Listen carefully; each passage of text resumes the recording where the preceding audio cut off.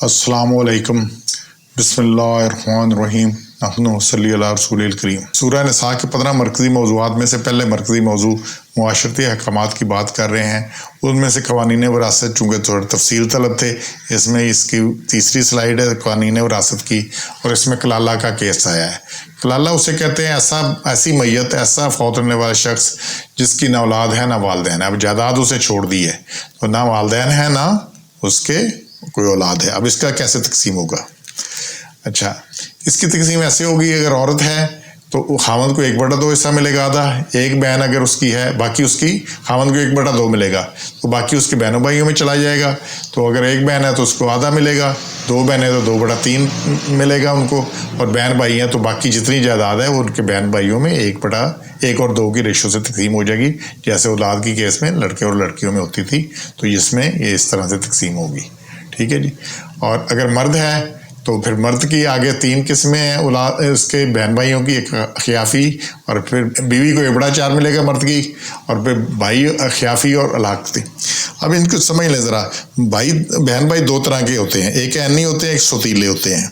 Anne उन्हें कहते हैं जो हकीकी हों, सगे हों, जो माँ बाप दोनों में शरीक होने क्या कहते हैं, ऐनी। तो ये ऐनी की मिलेगा इनको, जो अपने औरत के इसमें बात की है, एक बहन अगर उसकी हकीकी बहन है तो उसको 1/2 मिलेगा, 2 बहन है तो 2/3 मिलेगा, बाकी उस बात में चला जाएगा, और बहन भाइयों में 1/2 रेशो में। और मर्द के केस में बीवी को 1/4 तो मिल गया।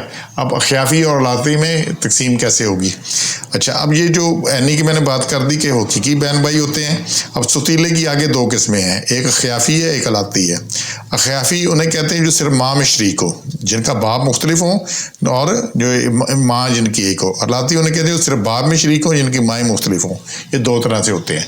अब मर्द का जो बीवी जो इसकी औलाद भी नहीं, वालिदैन नहीं, कलाला है, आयत 176 में इसकी बात आई है पहले। तो इसमें जो ख़ियाफ़ी हैं जो सिर्फ माँ में शरीक है, उन्हें अगर एक भाई है तो 1/6 मिलेगा, एक बहन है तो उसे भी 1/6 मिलेगा, ज़्यादा बहन भाई हैं तो उन्हें 1/3 मिलेगा, बाकी फिर उस बात में चला जाएगा।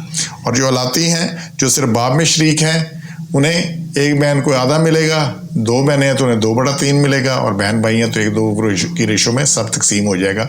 यानी कि ये एक जो बुनियादी कानून है, अगर खाली लड़कियां हैं या औरतें हैं तो एक हो तो उसे आधा मिलेगा, 2 हैं तो 2/3, 2 या 2 से ज़्यादा में सब में जितनी भी 2 10 हो 2/3 मिलेगा, और बाकी उस बात में चला जाएगा, ठीक है नहीं। उनको तकसीम होगा, वो चचा और भतीजे और वो जो हमने बात की थी उस बात में उन्हें देखा जाएगा, बेटे और पोते और बाकी चीज़ें ना, क्या सिलसिला है उस बात में। तो ये इस तरह से तकसीम होगी। सुभान रब्बिक रब्बिल इज़्ज़ति अम्मा यसिफ़ून, वस्सलामुन अलैहि रब्बिल आलमीन।